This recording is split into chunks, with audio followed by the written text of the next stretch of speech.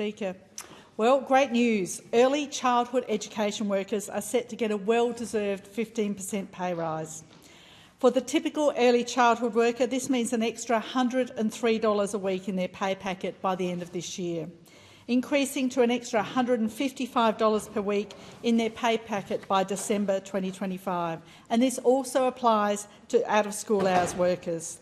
This is fantastic news for these valuable workers, around 200,000 people across Australia, whom we entrust with the early education of our youngest Australians, and it's long overdue. We've spent decades, literally decades, talking about how the female-dominated professions such as early childhood education are underpaid, but doing nothing about it.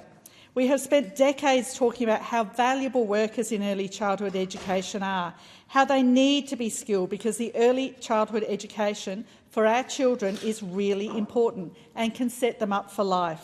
And of course, these workers worked through the pandemic, demonstrating that they are vital frontline workers, not only for our children, but also to enable the necessary parts of the economy to keep going. And we want early childhood education to be a career of choice. We want people who are passionate about education for young children to see this as a viable long-term career. We want them to be able to earn a good living with a well-paid, secure job that they want to stay in. We want early childhood workers to keep investing in their own education and skills because they see a long and bright future doing what they do so well, educating young children. We don't want these valuable workers drifting into other sectors because they can get paid better. We don't want them drifting off into other sectors because they can't see a career in early childhood. This pay rise puts early childhood back on a par where it should be, a valued profession, a career of choice. And more workers in the early childcare sector means more early childcare places for children. This package helps strengthen the supply of qualified early childcare education and care workers in the sector. I speak to many early childhood centres in Boothby who tell me they have space for more children but not enough staff because, Deputy Speaker, there is a productivity angle to this as well. Early childhood education pay rise is not only good news for the workers themselves, it's good news for all of us, whether we have young children or not. Speaker, we also know that early childhood education is good for children. Children experiencing early extra years of high-quality early childhood education have additional opportunities to learn and develop. It helps children make friends and socialise generally. It helps them learn routines and self-regulation, and it helps them feel safe and secure.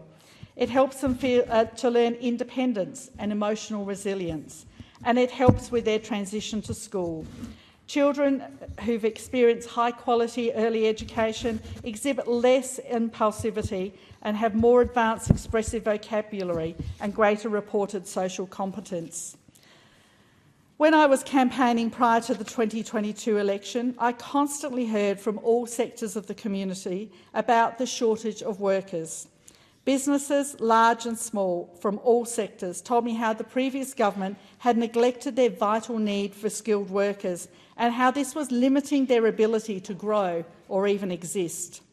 As a country, we need more workers, and parents choosing to return to work is the low-hanging fruit in terms of increasing the workforce. The ability for families to choose if it is right for them and their family for both parents to return to work means more workers, often skilled, experienced workers, and that's really important to our country and really important to our economy. And of course, for families wanting to consider both parents going back to work, the availability of good quality early childhood education is vitally important.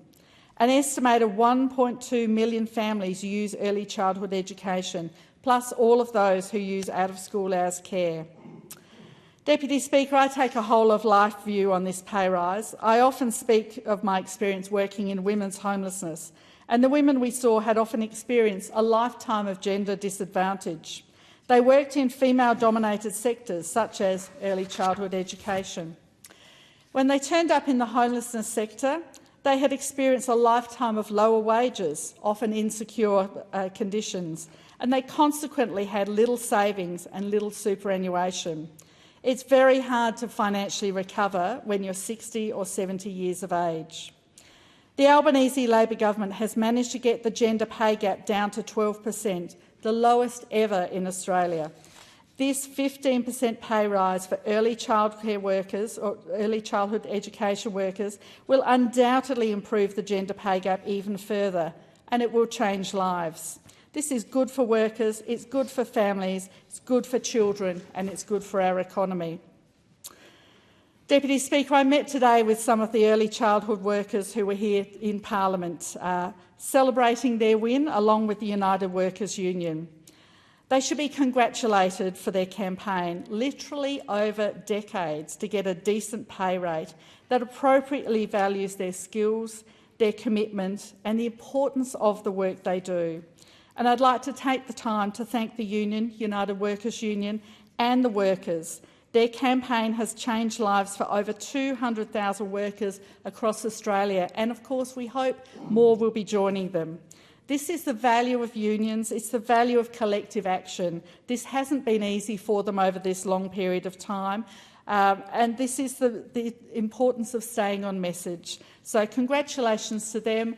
This is life-changing for them, it's life-changing for families, but it also is life-changing for our country. Thank you.